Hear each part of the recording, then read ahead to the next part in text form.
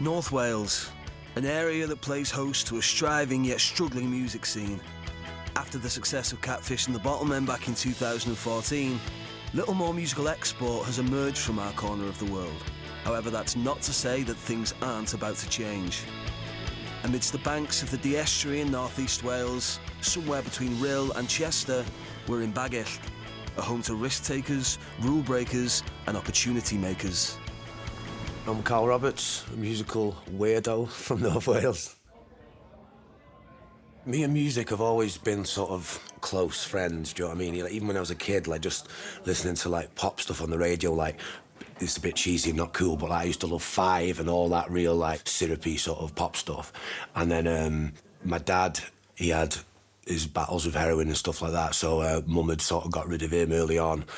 She shipped in this guy called Lars, like, and he had this record collection, just like loads of old vinyl and stuff like that. And I was like, obviously, young kid, I was suspicious of him straight away. Who is this new man entering? I'm the man of this house, do you know what I mean?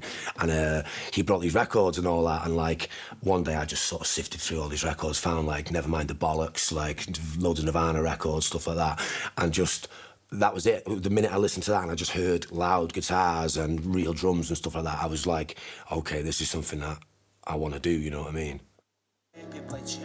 Callum Roberts is a singer, songwriter and music producer who, throughout his career, has had the opportunity to live out his dreams and gig with bands and artists who've influenced both him and his career choices. In Wales, we say mam, you know, so my mum used to call herself my manager. So, like, so my manager had, like, cut me out a bit of the Flintshire local paper, and it was a thing about Mal Holmes. He's, like, the best guy ever. He was the drummer of OMD, like, the 80s synth pop band, when he was looking for singers to feature on a compilation of talent from North Wales sort of thing. So my mum said, you need to email him and send him your songs. Bear in mind, at this time, the songs were, like, demos that they were recording something in my mum's shed. Just rubbish demos. She was like, you need to send me demos, they're good. So I was like, all right, sound. And he listened to them and he phoned me up and he was like, oh, I don't want you to do the compilation. I was like, oh, all right, okay. He goes, but I want a manager. So I was like, yes, I've got a manager. I've been playing like 10 gigs or something like that or whatever. And my mum and she was like, told you to get in touch with him. You know, so your mum's always right, like. At the age of 12, Callum started showing an interest in music, and I think he knew then he wanted a career in it. Seeing him love what he does, seeing the crowd and listening to his words, he's so clever. He's so clever with his songwriting. I took those songs that I'd recorded in my mum's shed and I burnt them onto a CD, and I got my like a Sharpie and I put my name on it and my phone number. And Pete Doherty was playing in Liverpool, so we went to watch him. And I was like young and cocky. I was probably off my head at the time, but I frisbeed a CD. And it hit him on stage. We were like laughing and that. And he didn't do nothing, so I threw another one and it hit him again. And he picked it up and put it in his pocket. And I just thought, okay, that's cool. Pete Doherty's now got my music in his pocket, like, this is kind of cool. A couple of weeks later, I was in a pub in Kings Lynn and the phone rang, so I answered the phone. Hello? And he said, all right, mate? I said, all right. He says, Pete Doherty, I love your fucking music. And I said, oh, what? I thought it was one of my mates pranking me, so I said, oh, whatever, fuck off. I put the phone down on him. Next thing, he phone's back again. I answered it, and then suddenly I can hear my music now down the line. So my ears pricked up. These are the demos that I've recorded in my mum's shed that nobody's heard. So I said, hello. He said, it's Pete. You threw a CD at me on stage. And I was like, no way. So I said, right, okay. And he said, I really love your tunes. And he was listening to them, and he was saying, your lyrics are really good. Your voice reminds me of this dude, like, that used to sing for us. So I was like, right, okay. And that was it. That's all he'd phoned to say. And I said, well, now what? And he said, what do you mean? I said, well, you're a rock star. I'm unemployed. What can you do for me? And he went, well, going around Europe next month if you fancy it. And I was like, sound, because I'll send you the details. Put the phone down, and then we just, like, went on tour. While Cal had earned the recognition and opportunities he'd worked so hard to achieve, it wasn't long before unresolved personal issues took their toll on Callum's dreams.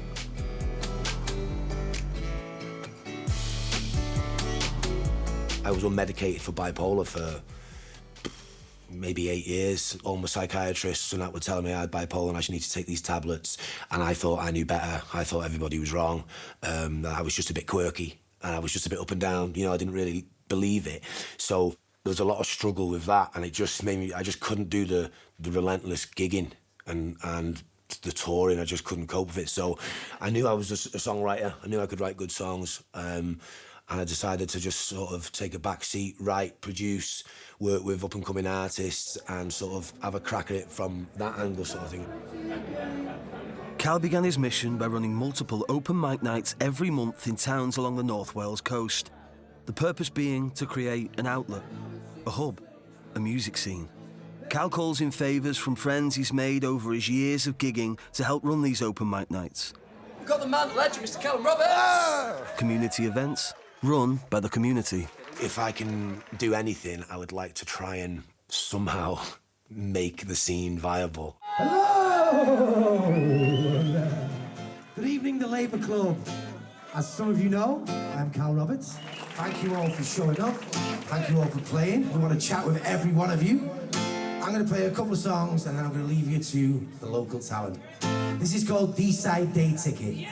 The idea of the open mics is just, I want people from around here to create things. I love hearing people's souls, you know what I mean? And some of the funniest nights I've ever had, just impromptu stuff. We let anybody get up. Rappers, poets, comedians, anything you want, like bring it on.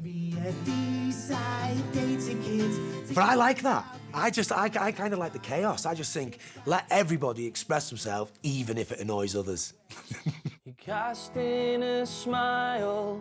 Along with working and producing music in recording studios up and down the country, Cal helps young artists set up home studios where they can create their own music for free, offering his time and skills at no added cost. With your deep-dyed hair and your nose piercing, you manage. So I met young Tom. This is how rural we are here, right? My granddad got a tractor painted by Tom's dad, right? And as a thank you, my granddad, he gave him a CD of mine as a payment for this tractor, right? So Tom's dad gives it to Tom and says, check out Freewheel's grandson's songs. Tom said he just threw it away, didn't listen to it. A couple of years later, put it on, really liked it, and then not long after that, started writing his own songs about the local area and stuff like that. Cal, he's always been this unofficial manager in a way. He's been my mentor. He's been the Yoda to the Obi-Wan to the Luke Skywalker kind of narrative. And he dumbs it down, but he doesn't realise how much I appreciate that and the faith he's given me. Chuck as a guitar set, what I would suggest is like, have a B section to the verse, so... I went to a songwriting camp in Spain with Cal and the lead singer of the band The View that I'm supporting tomorrow, Kyle. He's been hosting the camps, and getting to know him and meeting like-minded people who are in the industry that have been able to push me as a writer and as an artist. It's been a huge opportunity, and tomorrow is just like, it's got to be the biggest gig I've ever done. Like, it's just massive. So if you don't know me, I'm Tom Collins from down the road, a little village called Bagillt. I'm gonna warm yous all up, I guess, for The View, like. This one's called Plaster. I'm sorry, darling, I haven't got a cool tattoo. We are in the historic Rocking Chair, the venue formerly known as Central Station, where everybody's played and everybody's like spent their youth here. And we've got The View on, my old mate Kyle from La Sierra. We've got Tom Collins supporting. What more do you want? Take direction to the football league. When I met him when he was 18 and we like made some little demos together, this is like why I did it, do you know what I mean? Because I know that his voice, his songs, the way he is and that, I know that it'll resonate with people. And tonight, like, room in full voice singing his tunes back to him. That's it, innit? Nice one. Topping the bill is Scottish indie rock band The View. Frontman Kyle Faulkner runs the La Sierra Casa songwriting camp over in Spain, where Cal works as a producer.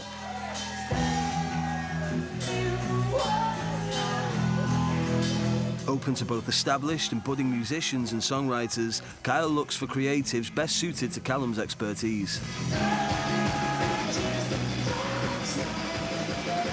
If you've got somebody that's a bit like, oh no, they've got this wacky guy, you put them with Kyle, because he's like, oh, I love that. He's like the one that's up the latest every night, and like, you actually bond with the people, and like, he gets the music. Straighten me out, pick Now 4 years clean from cocaine and medicated for his bipolar, things are starting to look up for Cal. Working as a producer alongside Kyle and other industry names over in Spain is a new chapter in Cal's life. Away from the chaos of relentless gigging and self-medication and the rock and roll lifestyle, Cal has found focus, balance and purpose. And although this new chapter brings new opportunities, it also brings up old temptations. Self-medication, so for me, it was cocaine. What's scary about that is that as a temporary fix, it really works, right? And because I have been that person and been that guy who used cocaine as a means to get through a day or whatever, like, when I'm struggling now, and this is really worrying me, so, like, this last month, just working over in Spain and up in Scotland and all that on this project, it's been so intense, and there's a lot of pressure from publishers and all that stuff. There's a lot of pressures, and I've really, really struggled with it. And in the back of my mind, there's a voice going, you know what, to cheer you up now? Little line would sort you out. That's in the back of my mind. Not all the time, but enough to start me worrying. I think knowing your son's an addict is horrible. It's like a stab in your heart. He's been brought up such anti-drugs. He's never seen me take a drug. He's never seen his stepdad take a drug. His own father died of a heroin overdose. But my proudest moment was him giving up the drugs, the cocaine. I just really want to say how proud I am of him now. The last 3 years, he's a completely different person. He's focused, he knows what he wants, and he's going for it. But this doc's called Forever Running Backwards because loads of the times I take 2 steps forward and 1 step back. But it feels like now that I ain't going to be forever running backwards. Do you know what I mean? It feels like the next 12 months, things are going to start lining up, and all the stuff that all these seeds that I've planted are going to start growing. One of those seeds was to turn a famous North Wales landmark into an iconic music venue. The Duke of Lancaster to 1950s dry-docked steamship. It's the most surreal location ever. Just bang in the middle of North Wales, a giant ship of the past. It's just really insane. So for the last 2 years, we've been trying to put on a series of one-day music festivals at the site, but it needs a lot of funding.